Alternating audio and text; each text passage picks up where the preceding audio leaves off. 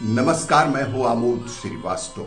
Amazing thought, amazing message, amazing information की दिशा में आज एक कदम और आगे। आज के इस कहानी का शीर्षक है 3 गुरु। आपको ये मेरा वीडियो अच्छा लगी तो लाइक करें, शेयर करें और लाल बटन दबाकर सब्सक्राइब अवश्य करें। साथ ही बेल आइकन दबाना बिल्कुल ना भूलें।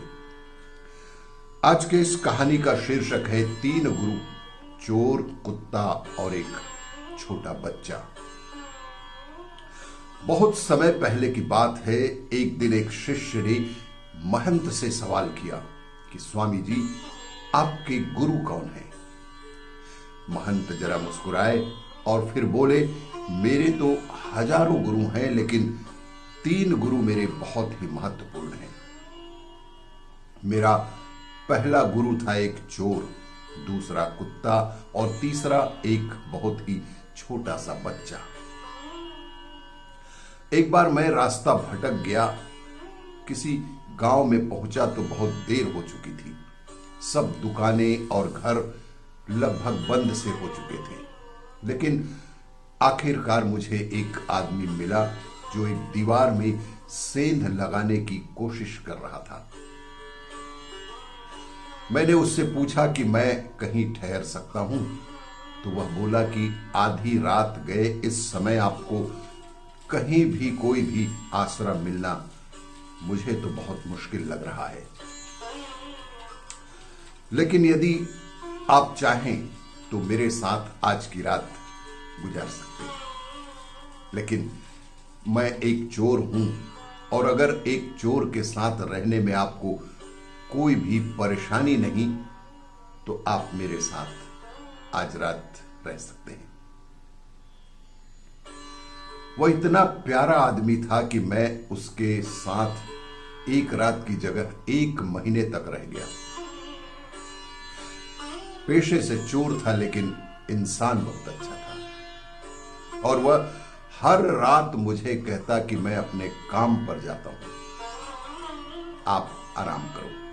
प्रार्थना करो कि जब वह काम से आता तो मैं उससे पूछता कि कुछ मिला आज की रात, तो वह बहुत ही सरलता से कहता कि आज तो कुछ नहीं मिला, पर अगर भगवान ने चाहा तो जल्द ही जरूर कुछ ना कुछ मिलेगा।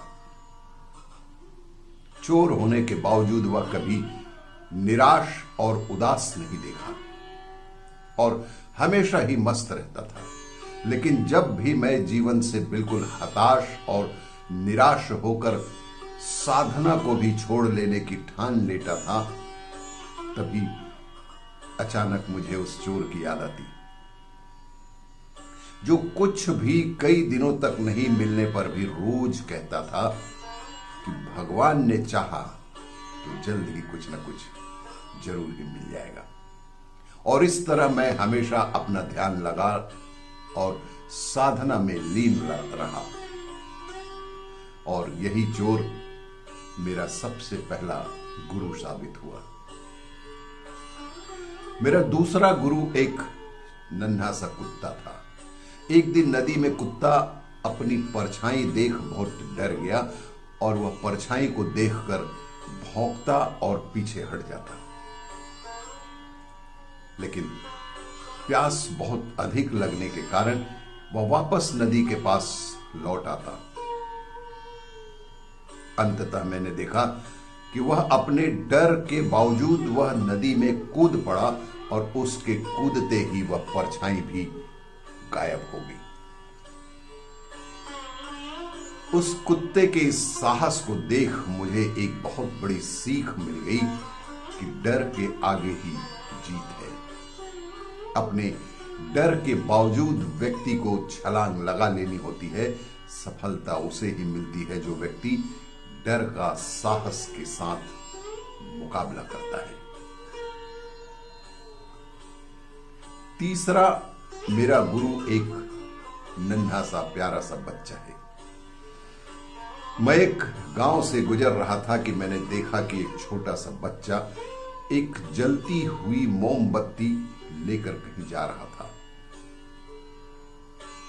वह पास के किसी मंदिर में मोमबत्ती रखने जा रहा था।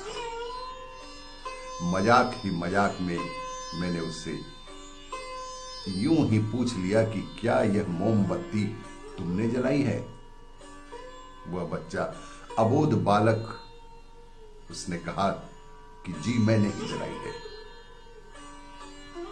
तो मैंने उससे कहा कि एक क्षण था जब यह मोमबत्ती बुझी हुई थी और फिर एक क्षण आया कि जब यह मोमबत्ती जल गई। क्या तुम मुझे यह स्रोत दिखा सकते हो जहां से यह ज्योति आई है? वह अबोध बच्चा हंसा और मोमबत्ती को फूंक मारकर बुझाते हुए बोला, अब आपने ज्योति को जाते हुए देखा है? कहां गई वह ज्योति? आप ही मुझे बताइए। उस बालक के इस संदेश से मेरा अहंकार चकनाचूर हो गया। मेरा ज्ञान जाता रहा और उस क्षण मुझे अपनी ही मूर्खता का एहसास हुआ। तब से मैंने कोरे ज्ञान से हाथ धो लिए हैं। शिष्य होने का अर्थ क्या है? शिष्य होने का अर्थ है पूरे अस्तित्व के प्रति खुले होना, हर समय हर ओर से सीखने को तैयार रहना, कभी किसी की बात का बुरा नहीं मानना चाहिए, किसी भी इंसान की कही हुई बात को बेहद ठंडे दिमाग से एकांत में बैठकर सोचना चाहिए कि उसने क्या क्या कहा और क्यों कहा, उसकी बातों से हमें क्या शिक्षा मिलती है। उसकी कही बातों से अपनी ही की हुई गलतियों को समझें और अपनी कमियों को दूर करें।